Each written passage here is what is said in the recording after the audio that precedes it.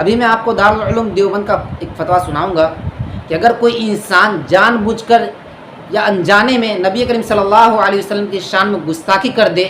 تو کیا اسے قتل کر دینا چاہیے یا نہیں؟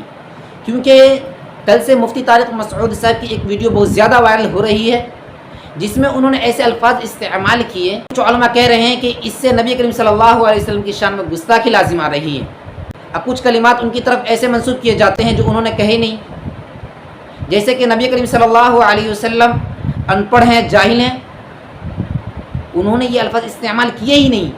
اب پوری ویڈیو سن لیں آپ، انہوں نے یہ الفاظ استعمال کیے کہ آپ صلی اللہ علیہ وسلم لکھنا پڑھنا نہیں جانتے تھے۔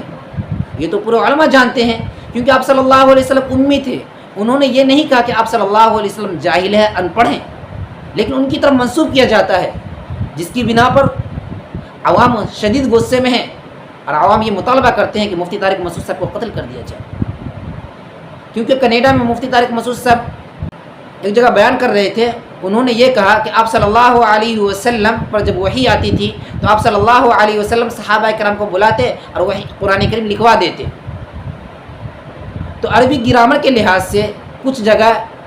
نون کی جگہ تنوین استعمال کر لیے، جیسے لنصفعن۔ مفتی طارق مسعود صاحب کہہ رہے ہیں کہ یہاں پہ لنصفعن ہونا چاہیے نون کے ساتھ، لیکن لنصفعن جو تنوین کے ساتھ لکھی ہوئی ہے یہ غلط ہے عربی گرامر کے لحاظ سے۔ لیکن ایسی بات نہیں ہے، کیونکہ قرآن کریم کے جو الفاظ ہیں وہ تواتر سے ثابت ہے اور غیر قیاسی ہے۔ مولانا منظور منگل صاحب فرما رہے ہیں ان کے اوپر 10 8 جلد میں کتاب لکھی گئی ہے، اب نصر المرجان پڑھ لیں آپ ان سلسلے میں۔ تو مفتی طارق مسعود صاحب سے صرف یہ غلطی ہو گئی ہے کہ انہوں نے لنصفعن پر اعتراض کر دیا کہ یہاں پر تنوین کے ساتھ نہیں لکھی جانی چاہیے بلکہ نون کے ساتھ لکھی جانی چاہیے، بس صرف یہ غلطی ہے۔ لیکن کچھ لوگ یہ کہہ رہے ہیں کہ انہوں نے یہ کہہ دیا کہ آپ صلی اللہ علیہ وسلم جاہل ہیں،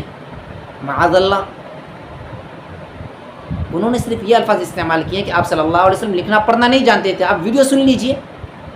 قرآن کہہ رہا ہے محمد صلی اللہ علیہ وسلم جو قرآن پیش کر رہے ہیں ایک لفظ بھی ان کے دائیں ہاتھ نے کبھی نہیں لکھا،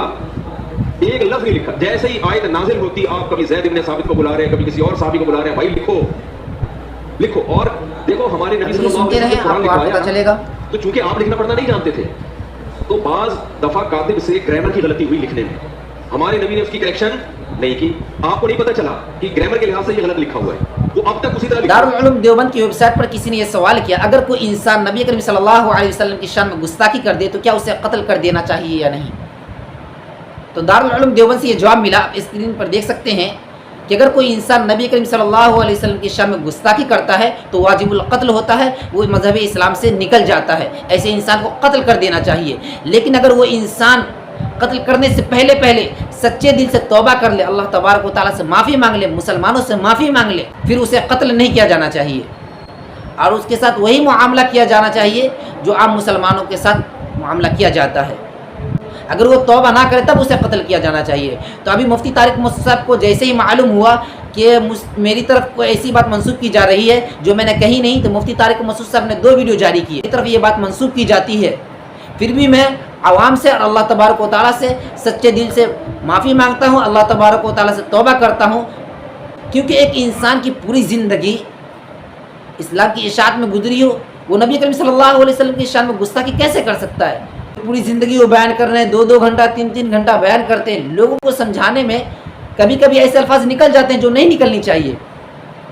لیکن وہ انسان اس الفاظ سے رجوع کر لیتا ہے، معافی مانگ لیتا ہے، توبہ کر لیتا ہے، تو پھر اسے قتل کر دیا جائے، یہ صحیح نہیں ہے۔